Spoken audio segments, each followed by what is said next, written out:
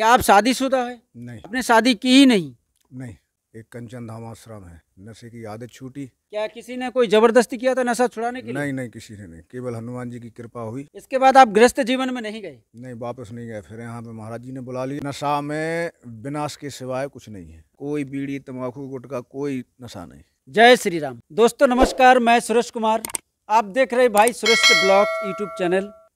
इस चैनल के माध्यम से आप लोगों को मैं दरबार जाता हूँ। आप लोग देखते हो बहुत सारा दरबार जाकर हमने वीडियो शूट किया, जहाँ पर लाइलाज मरीजों को इलाज किया जाता था।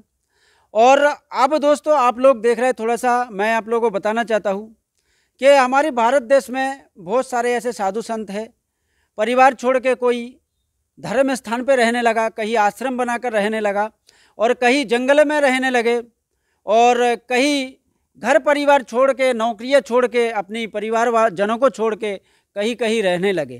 तो आज इस वीडियो में हम ऐसे गुरुजी से मिलाने जा रहे हैं आप लोगों से। गुरुजी से ही जानेंगे किस प्रकार से वो एक आश्रम चलाते हैं और इस आश्रम में वो क्या क्या करते हैं, और अपने गृहस्थ जीवन को छोड़कर कैसे उन्होंने आश्रम को अपनाया, इस साधु का वेश जो है आज वो उन्होंने अपनाया, इसके बारे में थोड़ा सा जानकारी लेंगे। हम इस समय हैं उत्तर प्रदेश के ललितपुर ज़िला में कुड़ी घाट स्थान, और महाराज जी से ही जानकारी लेंगे कि कौन से स्थान पे है विराजमान है, और पूरा डिटेल उनसे जानेंगे और उनसे थोड़ा बातचीत करेंगे और आपको बताएंगे। तो सबसे पहले नमन करना चाहूँगा, प्रणाम। और आपका शुभ नाम क्या है? माता प्रसाद तिवारी। अच्छा, पहले माता प्रसाद तिवारी नाम था, अब माता प्रसाद दास है। अच्छा जी। तो आपकी अभी एज कितने होंगे? 50 वर्ष। 50 वर्ष। क्या आप शादीशुदा है? नहीं नहीं। तो आपके परिवार में कौन कौन है?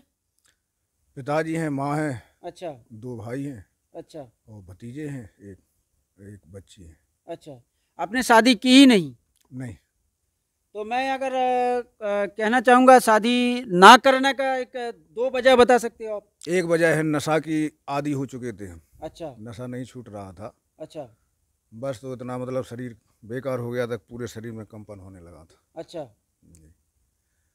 और जब फिर ललितपुर में आए, हाँ एक कंचन धाम आश्रम है, अच्छा तो वहाँ पर रुके, नशे की आदत छूटी। बस फिर हम दोबारा वापस गए ही नहीं। अच्छा, उस कांचन धाम पे आने के बाद आपकी नशा की आदि एकदम से छूट गया? एकदम। क्या किसी ने कोई जबरदस्ती किया था नशा छुड़ाने के लिए? नहीं नहीं, किसी ने नहीं, केवल हनुमान जी की कृपा हुई। अच्छा, वहाँ से एकाएक छूट गया। बालाजी की कृपा रही, इसके बाद नशा छूट गया अपने आप। इसके बाद आप गृहस्थ जीवन में नहीं गए? नहीं, वापस नहीं गए। फिर यहाँ पे महाराज जी ने बुला लिया।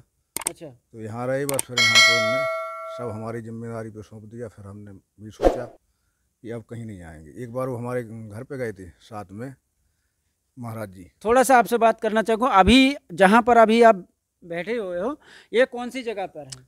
ये है बिंदेश्वरी धाम, कुड़ी घाट। अच्छा, कौन से भगवान यहाँ पर विराजमान हैं? यहाँ मातेश्वरी है, मातेश्वरी, बिंदेश्वरी।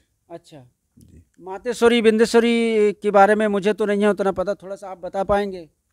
जी, बिंदेश्वरी माँ हैं, ये हमारे महाराज जी ले आए थे। उन्होंने स्थापना की थी इनकी। जो महाराज जी कहाँ के थे? महाराज जी के बारे में थोड़ा? महाराज जी हमारे यहीं के हैं। अच्छा, श्री मनीराम दास जी, तपसी जी महाराज। हाँ, अब वो नहीं रहे? अब वो नहीं रहे।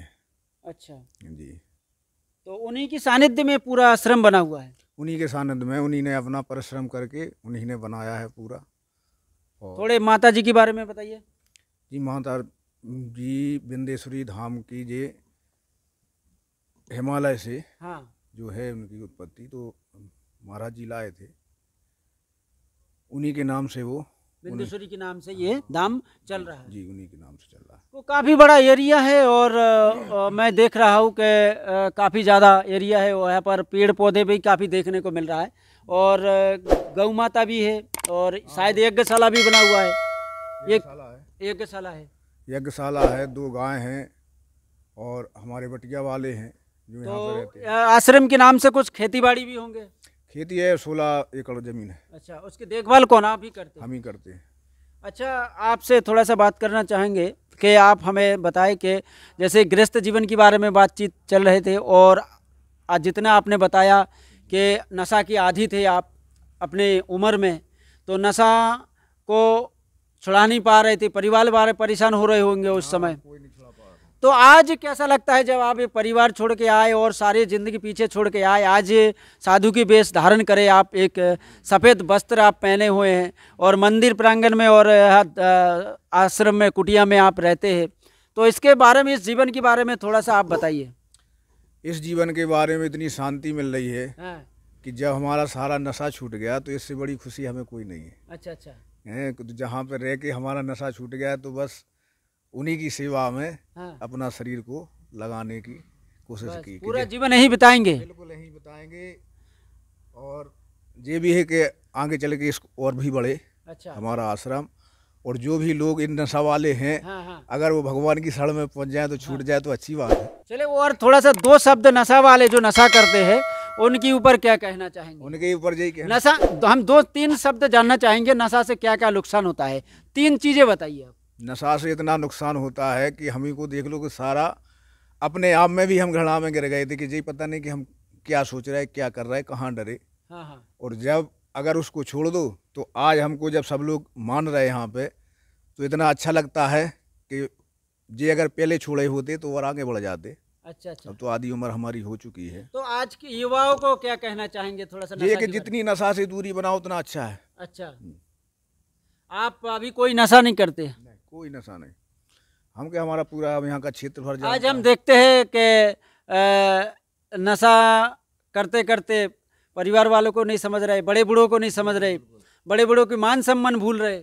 जी बिल्कुल, ये सच बात है। हाँ। नशा में विनाश के सिवाय कुछ नहीं है। अच्छा, जी तो आपने ये कब समझ लिया था कि भाई नशा में विनाश? नहीं, हमने नहीं समझ पाया। अच्छा हम तो खुद ही उतने आदी उसके हो गए थे कि हम छोड़ने की कोशिश करते लेकिन नहीं छूटता था। अच्छा। वो तो अचानक ही जब मंदिर पे पहुंचे, हाँ। जब वहाँ पे पूजा वूजा देखते रहे, होती रही, अचानक ही छूट गया। अच्छा, तो मैंने देखा है कि कई व्यक्ति जब नशा करते हैं बोलते हैं कि इसका कसम कर लो, उसका कसम कर लो, गंगा जी नहाए आओ, नशा छूट जाते हैं, और आपने बालाजी की शरण में आया और आपकी नशा मुक्त हो गए, नशा छूट गया। हाँ, ये नशा उन्हीं की कृपा से मुक्त हुआ, लेकिन हमने खूब कोशिश कर ली। हाँ। नशा को छोड़ नहीं पाया। पहले नशा नहीं छोड़ पाया? नहीं, खूब कोशिश करी लेकिन वो नहीं छूटा है। लेकिन अच्छा। हाँ, जब प्रभु की कृपा हुई, आओ ना, इधर बैठ जाओ। एक ही दिन में हाँ नशा छूट गया। उस दिन से आज 4-5 साल हैं, हाँ। कोई बीड़ी तंबाकू गुटखा कोई नशा नहीं। तो दोस्तों, जहाँ तक इस वीडियो को अगर आप लोगों तक पहुँचे और वीडियो को शेयर कर देना, मैं यही चाहता हूँ कि हमारे महाराज जी से जब बात करके हम लोगों को ऐसे समझ में आ रहा है, आज नई युवा जो नशा करते हैं तो उनके लिए मैं एक संदेश महाराज जी के माध्यम से देना चाहूँगा, जो महाराज जी ने बताया कि भाई अगर भगवान की शरण में वो लोग आ जाए तो किसी प्रकार से वो नशा से मुक्त पा सकते हैं और नशा से बाहर आ सकते हैं। ऐसा है ना महाराज जी? जी जी बिल्कुल। तो हाँ। क्योंकि जहाँ तक हमारे दिल्ली में सिक्योरिटी वालों के साथ रहे, वहाँ पे आपने क्या नौकरी वगैरह की? बिल्कुल की। अच्छा, पढ़े लिखे कहाँ तक है आप? 8 तक पढ़े। 8 तक पढ़े। और तो आपने नौकरी कौन सी की? सिक्योरिटी। सिक्योरिटी। अच्छा, नौकरी कहाँ की आपने? जे करी नोएडा में। ग्रेटर नोएडा में। तो उस समय वेतन क्या रहती थी आपकी? वेतन थी वही 6,000 रुपया। 6,000 रुपये। कौन साल में वेतन थे इतने? अभी तो ना नहीं बता पाएंगे, शायद 10-15 साल में ज़्यादा। 10-15 साल पहले 6,000 रुपये वेतन थी। तो आपने वो नौकरी छोड़ दिया, नौकरी के कार्यकाल छोड़ के आज एक आश्रम, यहाँ कुड़ीघाट आश्रम में आप रह रहे। हाँ। और यहाँ का क्षेत्रवासियों का क्या प्यार आप लोगों से आपको मिल रहा है? हमको क्षेत्रवासियों से पूरा सहयोग है। जो भी हमारे ये 2-4 गांव के लोग हैं अच्छी तरह से मानते हैं और सेवा में आ जाते हैं और दिल से मानते हैं, एकदम दिल से कि हाँ महाराज जी हमारे अच्छे। तो जहाँ तक मैं कहना चाहूँगा कि एक पारिवारिक जीवन में नौकरी रहते हैं कि पैसा आता है और धन दौलत की चाहत रहते हैं, बहुत सारे ऐसे आशा आकांक्षा रहते हैं, तो यहाँ पर जब आप घर परिवार छोड़ के यहाँ पर रहे तो इसका अगर 2 शब्द कहे कि क्या लालच होंगे, क्या नहीं होंगे, क्या किस भाव से आप यहाँ पर रह रहे? नहीं, हमको कोई लालच नहीं, हमको केवल ये है कि हमारा शरीर स्वस्थ हो गया और सही हो गया। भगवान की लास्ट में हाँ। आरती पूजा मिल रही है और जो भी यहाँ पे हमारे पास है हाँ। या महाराज जी ने मुझे दिया है वो हम सारा मंदिर में ही लगाने का बहुत बढ़िया विचार है और यही विचार हमारा रहेगा। तो आगे चल के आप गृहस्थ जीवन में लौट तो नहीं जाएंगे? ये तो सवाल ही नहीं होता है, अच्छा। क्योंकि जिस जीवन से हम बाहर निकले हैं हाँ वो सबसे खतरनाक जीवन था हमारा। हाँ। और ये मुझको एहसास था कि कभी भी हम कहीं भी शरीर को छोड़ सकते हैं, लेकिन जब वापस लौटे तो केवल ईश्वर की कृपा है।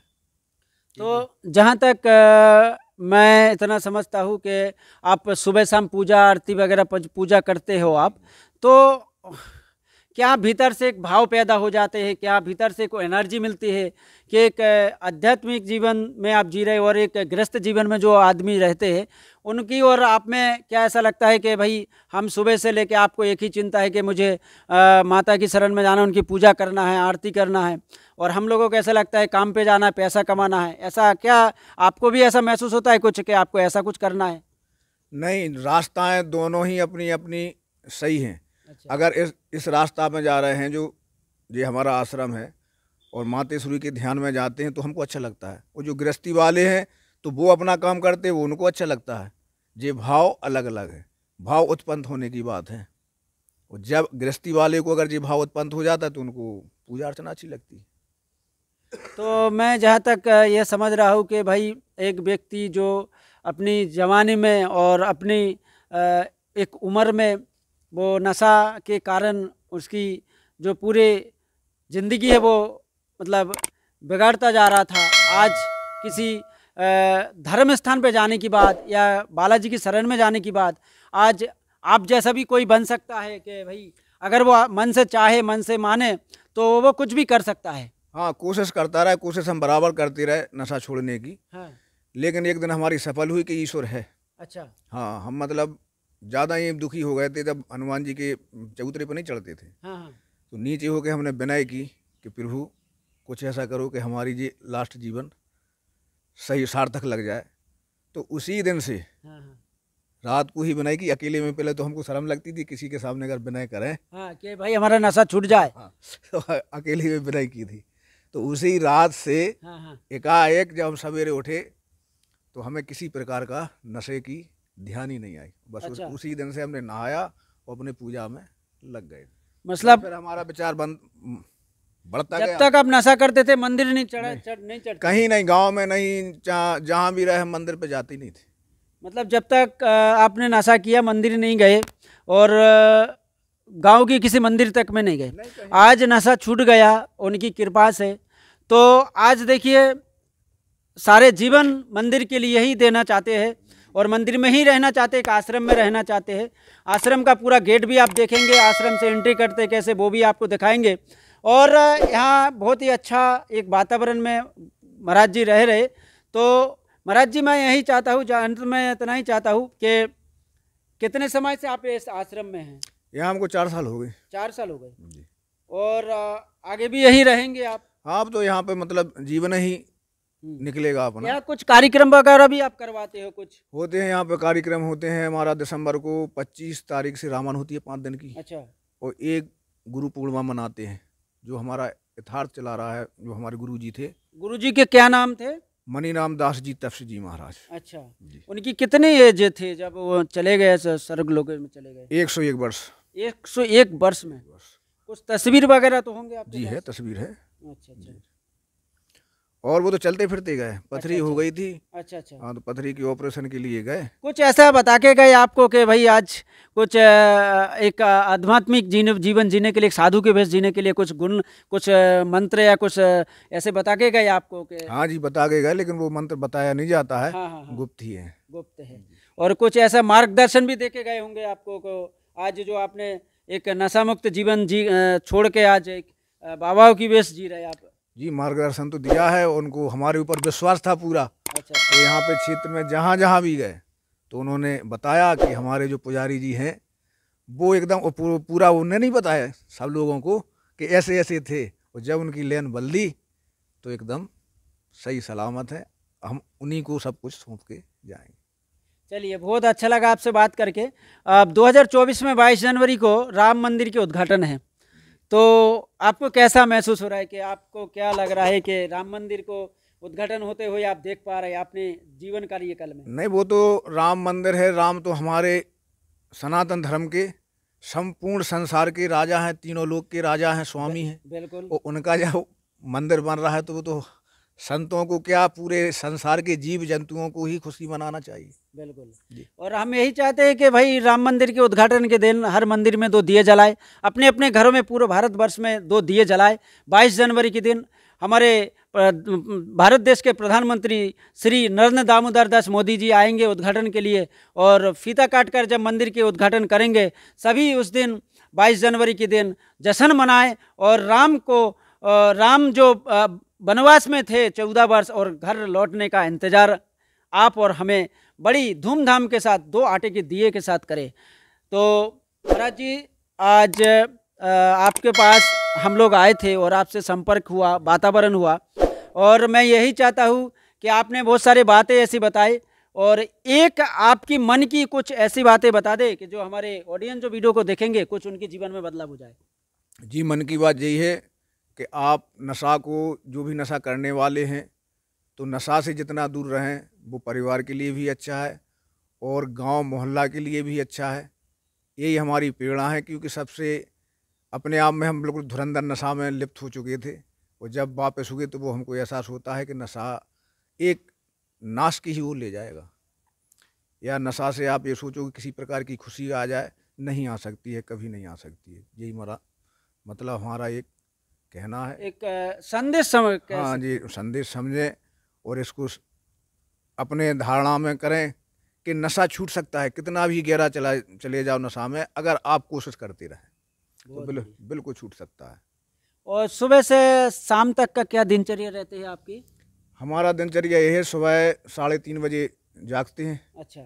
नहा के इसके बाद मंदिर में जाके अपने झाड़ू पोछा लगा के बर्तन को, पार्षदों को मांज के फिर अपना ध्यान करते हैं।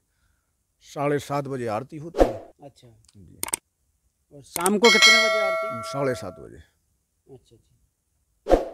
तो दोस्तों, वीडियो को शेयर कर देना और इस वीडियो को बनाने का एक ही मकसद है कि जब कोई भगवान के आश्रय आ जाए और उनकी शरण में आ जाए तो कुछ भी असंभव को संभव बनाया जा सकता है।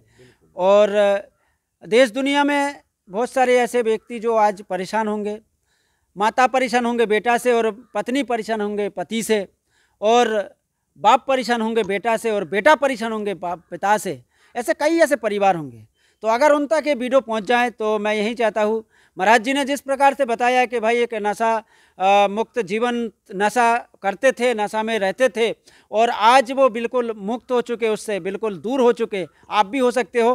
भगवान की शरण में जाए, बालाजी की शरण में जाए, किसी देव देवता की शरण में जाए। हमारे हिंदुस्तान में ऐसे कई लाखों कोटि देवताएं वास करते हैं। किसी की शरण में आप जाकर अपनी नशा मुक्त जीवन को व्यतीत कर सकते हैं। तो दोस्तों, वीडियो को ज़्यादा से ज़्यादा लाइक करें, शेयर करें। चैनल पे नहीं हो तो चैनल को सब्सक्राइब करें। जय श्री राम और कमेंट में जय श्री राम जरूर लिखें। 22 जनवरी 2024 को राम मंदिर के उद्घाटन है। जय श्री राम।